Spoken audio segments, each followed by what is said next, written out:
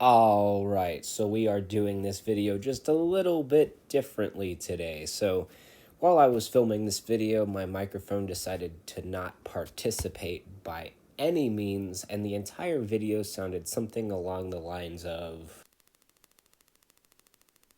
Yeah, so I'm going to be doing a voiceover for this entire thing. Trust me, it's not something I wanted to do either. Alright, but today I'm going to be riding the 2021 Kawasaki ZX-10R.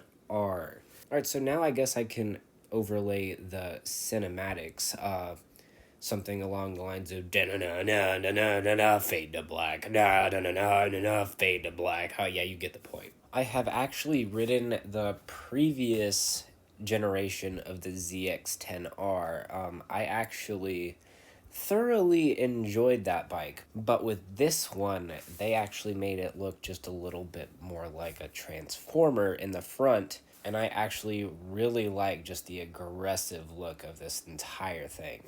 So another thing I didn't quite figure out with the previous generation of the ZX-10R is how to enable the quick shifter. The quick shifter isn't for everyone, but here I show you the cheat code of various things you have to do to get it enabled. With many other bikes, it just automatically comes straight out of the box with it turned on.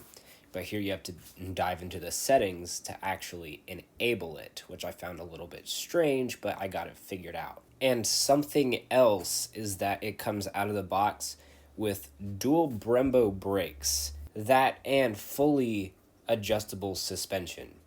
And those Brembo brakes will be especially helpful in case if you're cruising along down the interstate doing about 187 miles an hour and you see highway patrol. However, if you are doing said 187 miles an hour, it's not like they're going to either try to chase after you. Also, I don't think you're going to try to stop.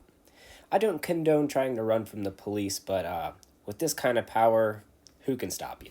Congratulations! If you actually made it this far in the video, you actually made it to the point to where I actually get onto the bike instead of just rambling about it. And yes, I am in fact not wearing full riding gear, and if you have a problem with me being a squid, then you can fight me about it, because it was about 100 degrees this day, and it was more humid than Satan's armpits. The problems with these voiceovers is that you can't actually hear the bike, but I'm gonna try my best.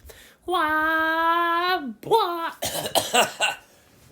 Holy shit. But as far as rideability goes, this bike bends you way the hell over. Very similar to how the IRS did to me earlier this year. But that is to be very expected with a super bike such as the ZX-10R. And handling for this bike is one of its major strong suits. As you can see, I'm going through the world's wimpiest corner, but it just wants you to drag knee through every corner, and it just took every corner ever so effortlessly. And for specs for this bike, it has a 998cc inline 4 that cranks out a claimed 203 horsepower, which is insane. And with that, you also get 82.5 pound-feet of torque. And with those, it has a... Why does it say it's only 180 mile an hour top speed? For whatever reason, it says on their website that the top speed is only 180 miles an hour, but I feel like that's cap. Is that the term the kids are using these days? I don't know. There's a cop sitting over there. He's just sitting there. Menacingly! You don't think he has a problem with me being on a unregistered bike without a license plate, right?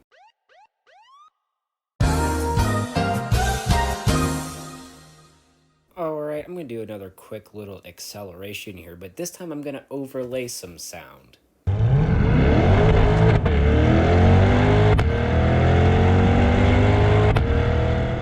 What do you mean I didn't use the right sound?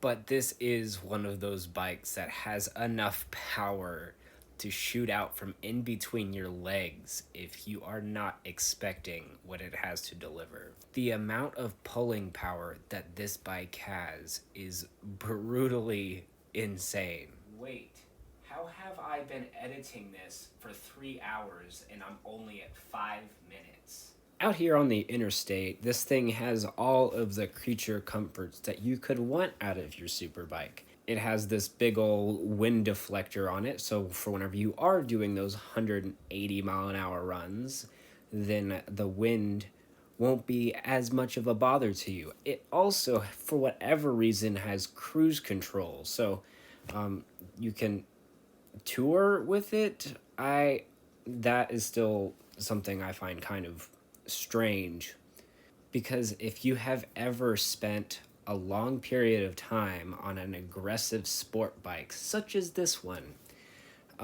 somewhere around the 30-minute mark you start to get a little bit of back pains, and then with you putting all that weight on your wrists at all time, it gets a little uncomfortable. Yeah, that's the word I'm looking for. But it is nice to know that you have cruise control in case if you do want to set your cruise control at a $120 in case you have to be across the country, well, yesterday. But something else that I noticed while I was riding this bike was just how much heat that it put out. Whenever I came to a stop, it was just cooking my thighs.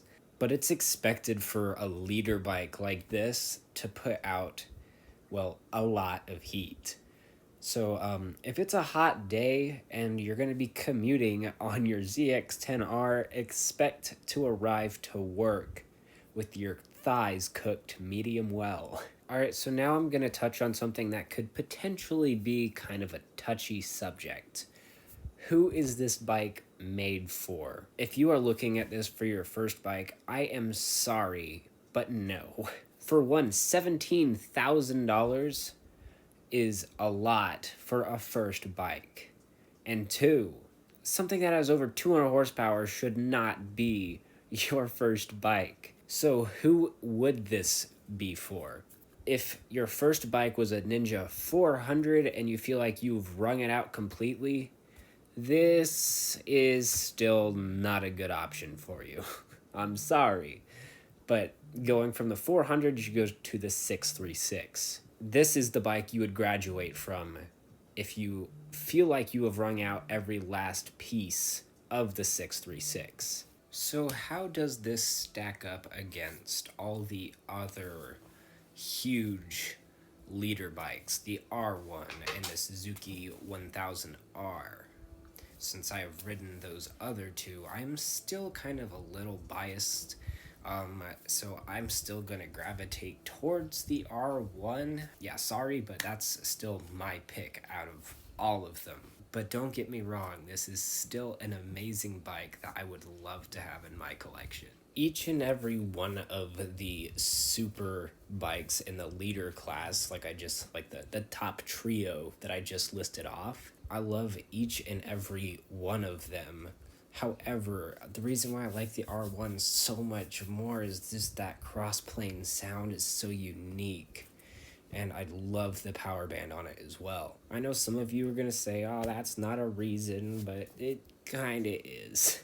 I hope that didn't make me sound like, oh, Yamaha is better, because, well, it's not. Because I genuinely love the ZX-10R. I love the way it looks. Just look at that thing. It's such a nice looking bike. Alright, so I am actually getting a little bit tired of doing this voiceover. So with that being said, if you guys have any other suggestions as to what you want to see me ride next, be sure you leave a comment below and I will try my best to get my hands on one.